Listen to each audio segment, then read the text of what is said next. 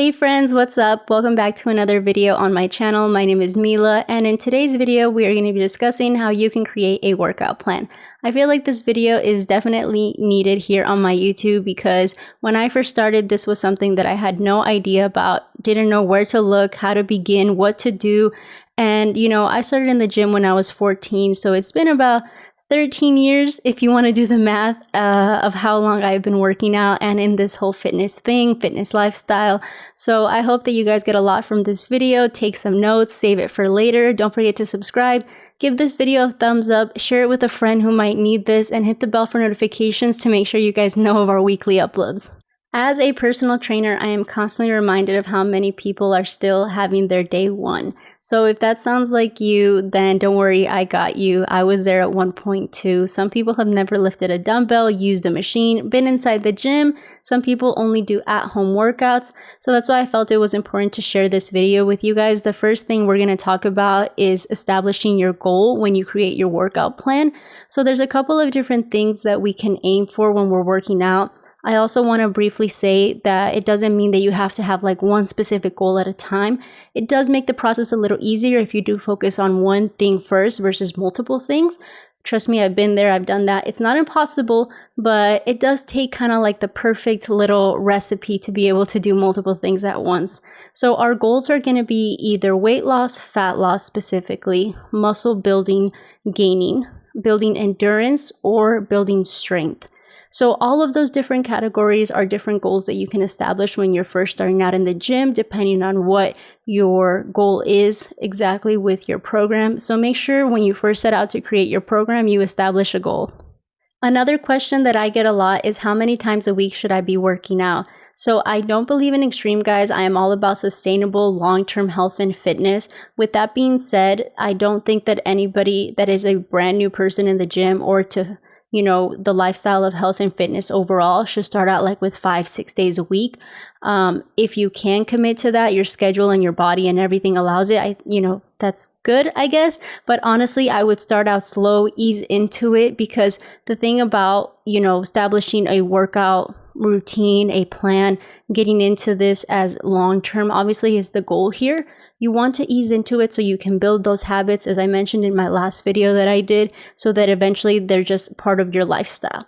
So to start out, I would train about 3 to 4 days a week. I would do about 2 to 3 days of weightlifting and then that last day cardio. Again, it's all going to depend on what your goals are, but I wouldn't start with any more than 3 to 4 days a week. The next thing that I want to briefly discuss with you guys is that when you start out and when you officially commit to a workout plan and routine, and you're not just kind of going in there and randomly guessing what you're going to do or just what's available, which I understand, I've been there, like I said, I'm not judging you. You are going to be sore. It is going to hurt. I'm still sore to this day. Like, soreness is just something that us gym people have to live with. It's part of it, guys.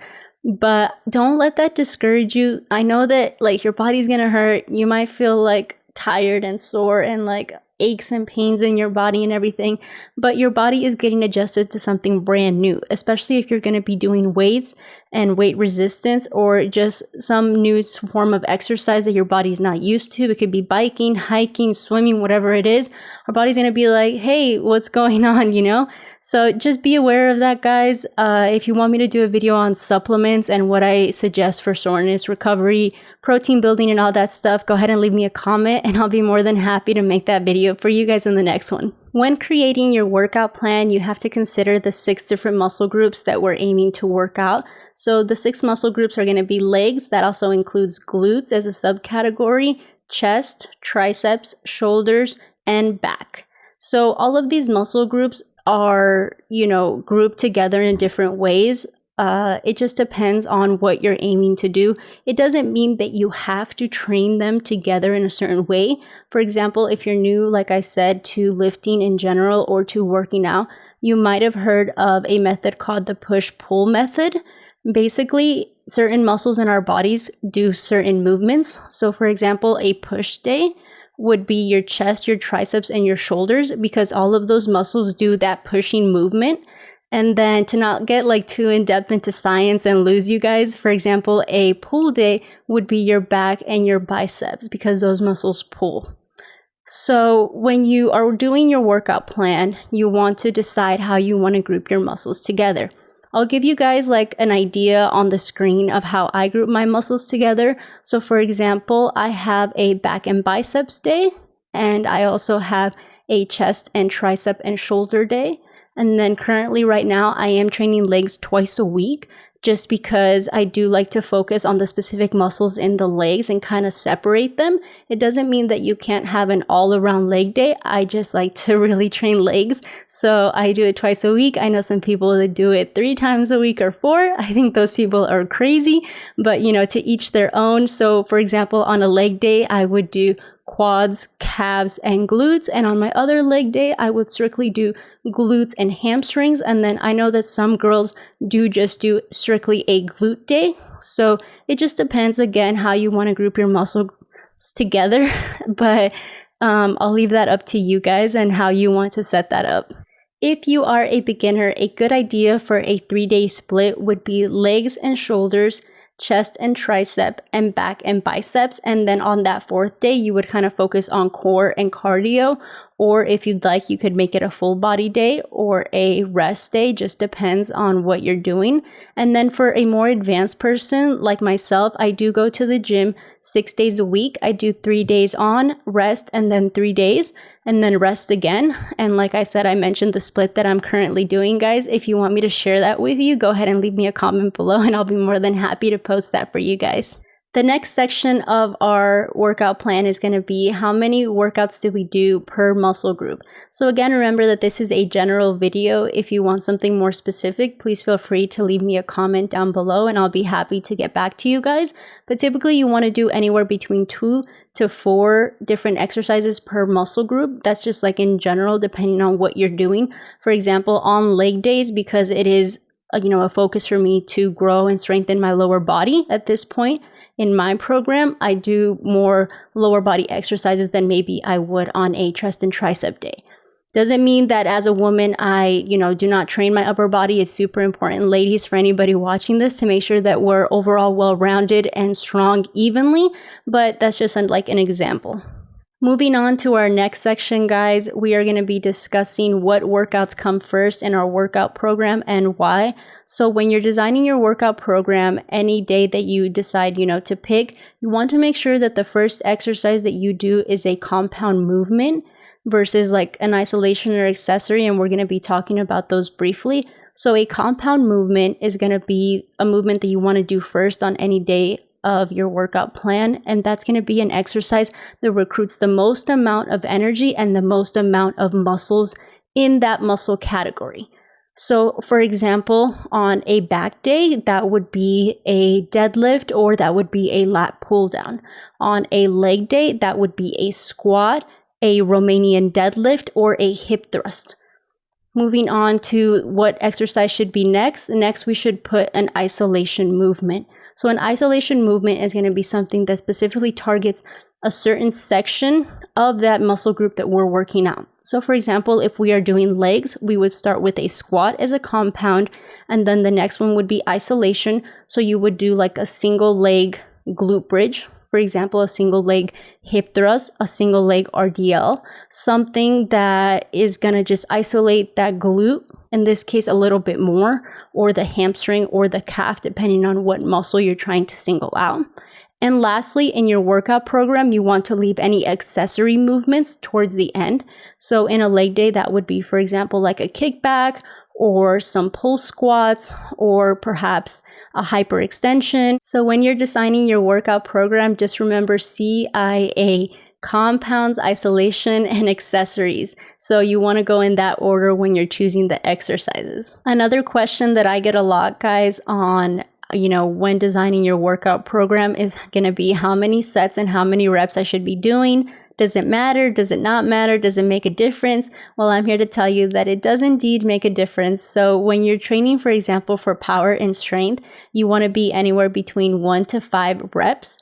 when you're training for muscle building or hypertrophy, you want to be anywhere between 6 to 12 reps. And if you're doing endurance, for example, trying to cut up the muscle and build that endurance in the muscle, you want to be anywhere between 15 plus reps. So it doesn't mean that when you're designing a program, if you're doing like muscle building, all of them have to just be 6 to 12 or 3 to 4 sets or 5 sets. It all really depends. I do mix and match. I do things that are supersets, which is, for example, one set right after the other without rest until you finish both exercises. I do things that are called drop sets where you start lowering the weight, you can start lowering the reps. It really just depends. But because this video is just like a general video to help you guys get started, I did want to mention that it does matter and it all is going to be based on what your guys' goal is. The next part of our workout plan, that is actually the very first part, but I did want to leave it for the end because I saved the best for last, is going to be a proper warm-up and mobility routine for each day that you are working out, maybe even your rest days.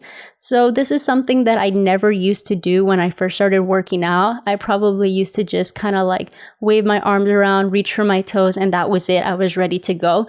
If I did that now with the way that I work out and lift weights and everything, I would probably hurt myself or definitely not be ready at all or warmed up to do the lifts that I do. So a proper warm-up and mobility is going to be key. In recent years, studies have shown that static stretching, meaning when you're just like holding a position for a minute or two and just staying still, is actually not that great for us when we're doing workouts like weight resistance.